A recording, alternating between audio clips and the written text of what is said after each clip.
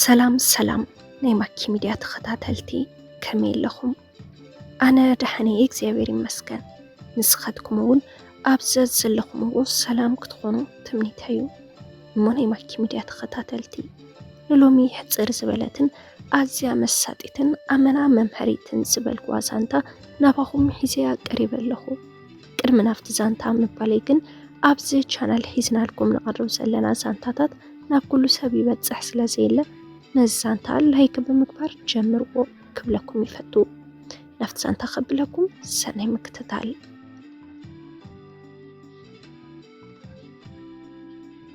ፍቕሪ ዕውር ዘይኮነስ ፍቕሪ ዕውሪ ዝገብረካ ሓለዋትካ ክሳብ ዝጠፍአካ ምስ ተፍቅር ድማ እንታይ ንምንታይ ምስ መን ዝብሉ ሕቶታት ክትምልስ ድልወይ ትኸውንን ሃይማኖትን ፍቕርን ምስ ዝራኸቡ ድማ ዝበኣሰ ተዕውር ገነት ይበሃል። ምስ ቤተሰበየ ገዛና ኩሉ ሙሉእ ኩሉ ነገር ብነፃነት ኢና ንገብር። ብሃይማኖት መንገዲ ድማ ባባ ኣኽራር እዩ።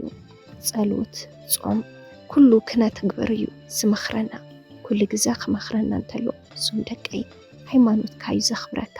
ስለዚ ንስኻትኩም ምስ ዓበኹም ናፍቲ ንቡር ህይወት ክትፅንበሩ እንተለኹም ብስርዓተ ቤተ ክርስቲያን ኢኹም ኩሉ ትፍጽምዎ እንዳበለ እዩ ዘጠንቅቐና ነይሩ።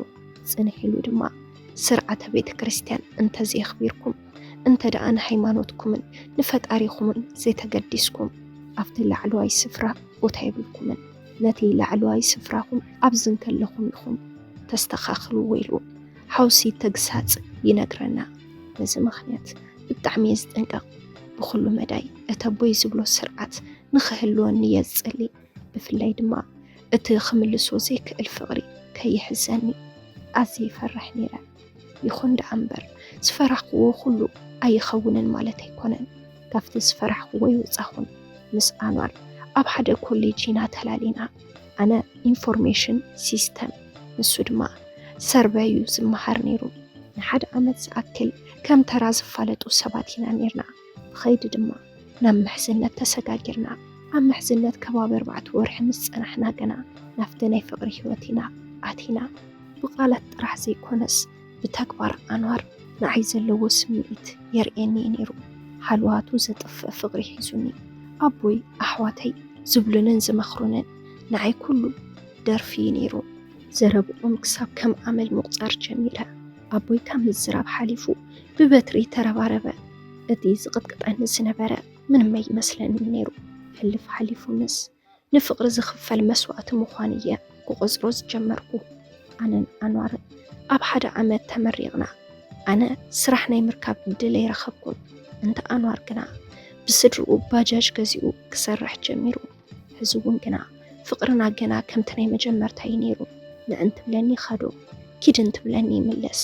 ኮፈሊ ሓፍበሊ ብልዒ ስተይ ኩሉ ነገረይ ኣብ ትሕቲ ቁፅፅር ኣንዋር ኣእትዮ። ኣቦይ ብቐሊሉ ከምዘይምለስ ስለ ዝተረድአ ሽማግለታት ኣቕሽሽቲ ገይሮ ለሚኑኒ። ግና ብፍቕሪ ዓዊረ እየ ምምላሰይ ቀሊል ኣይኮነን። ኣይደለኹን እውን ናይ ኣንዋር ፍቕሪ ኣመና ኸቢዱኒ። ብዘይካ ኣንዋር ካልኦት ክረአዩኒ ይከኣሉን። ኣብ መንጎዚ ጉዳያትን ከለኹ ሃንደበት ጥንሲ ኣጋጢሙኒ። ንገዛና ምስ ሓበርክዎም ኣቕቢፆም ካብ ገዛ ኣባረሩኒ። ናብ ኣንዋር ከይደ ገዛ ተኻሪና ምንባር ጀሚርና።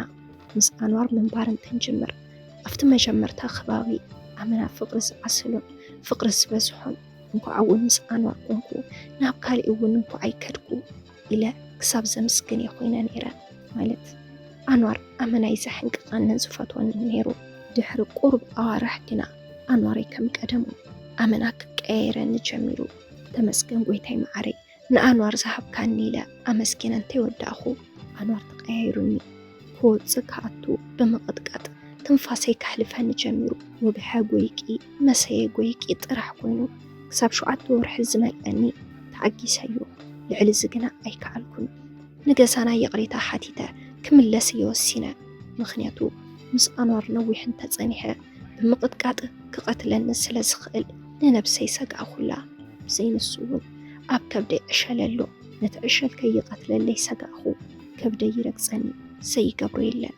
ኣቦይ ግና ኣቕቢፁ ወደ ስላመይ ዘዕብየሉ ጉልበት ገንዘብ ገዛ የብለይን ውፅለይሉ ኣቕቢጾ ባረረኒ መማረፂ ነበረኒ ተመሊሰዮ ወሊደ ንዓይ 9 ወርሒ 9 ዓመት እየን ኮይነናኒ ዕድመይ ሙሉእ ዘይረኣኽዎ ስቃይ ርኤ ሞተይ ተመነየ እዚ ኸይኣኽለኒ ድማ ብዙሕ ፈተናን ስቃይን ዘሕለፍኩላ ጓለይ ኣብ 3 መዓልቲ ህይወታ ሓሊፋ ምስ ኣንዋር ዘራኸበኒ መንገድታት ተዓፂቡ ንገዛና ኸይደ ኣብ እግሪ ባባ ወዲቐ ይቕሬታ ሓቲተዮ ለሚነዮ ናብ ገዛይ ክምለስ ካብ ልበይ ሓቲተዮ እንተቦይ ግና ብፍጹም ይኸውንን ክብል ከለአኒ ሽማግለታት ልኢኸን ተለምኖ ድማ ኣይጨከነለይን ሕራይ ትመለስ እንድሕር ናፍቲ ወደ ተመሊሳ ግን ኣይጓለይን ክብል ብብዙሕ ልምና ሕራዩልኒ ናብ ገዛይ ተመለስኩ ከምዚ ኢለ ምስ ኣቦይ ተሳኒ መንባር ጀመርኩ እዚ ክብለኩም እንተለኹ ግን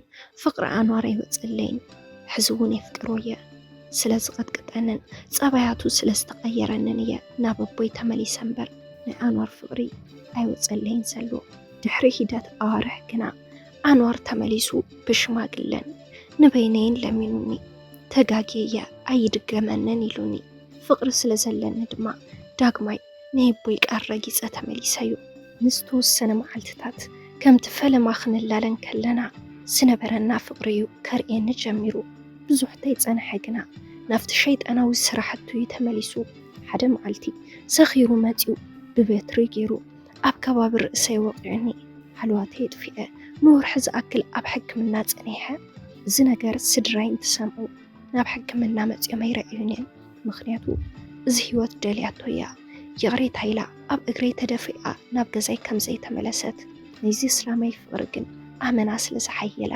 ተመሊሳቶ እያ ደስ እንተይልዎ ይቕተየላ ብማል ናብ ሆስፒታል መፂኦም ኣይረኣዩንን ክሳዕ ዝቐትለኒ ክፀንሕ ግን ኣይፈቐድኩሉን ወፂ እውን ናብ ገዛና ክምለስ ኣይደለኹን እንተደለኹ ኸ መን ክቕበለኒ ኮይኑ ገዛ ተኻሪ ዝተፈላለዩ ናይ ዕዳጋ ሸቃጣትን እናስራሕኩ ኣብ መነባብሮይ ለውጢ ክመፅእ ጀመረ ኣብዚ ኩነታት እንተለኹ እየ ንቢንያም ዝተላለኽዎ ብምሉእ ልበይ ግና ክቐርቦ ኣይደለኹን ምክንያቱ ቅድሚ ሕዚ ዝገጠመኒ ስለ ዝፈልጥ ነብሰይ ቀፂዐ የቐሪበዮ ቢንያም ግና ካብ ኣንዋር ኣዝዩ ይፍለዩ ዳግማይ ፍቕሪ ሒዙኒ ንቢንያም ገዛና ወሲደ ኣላልየዮ ከምቲ ንቡር ሽማግለ ተላኢኹ ናብ ሓዳር ኣቲና ሕዚ ኣደ 2 ቆልዑት ኮይነየ ፈታዊ ዝቐንአሉ ሓዳር ኣለኒ ሓቢርና ዘጥረናዮም ሓፍትታት ብማዕረይና ነንቀሳቕሶ በቃ ህይወት ቀጻሊት እያ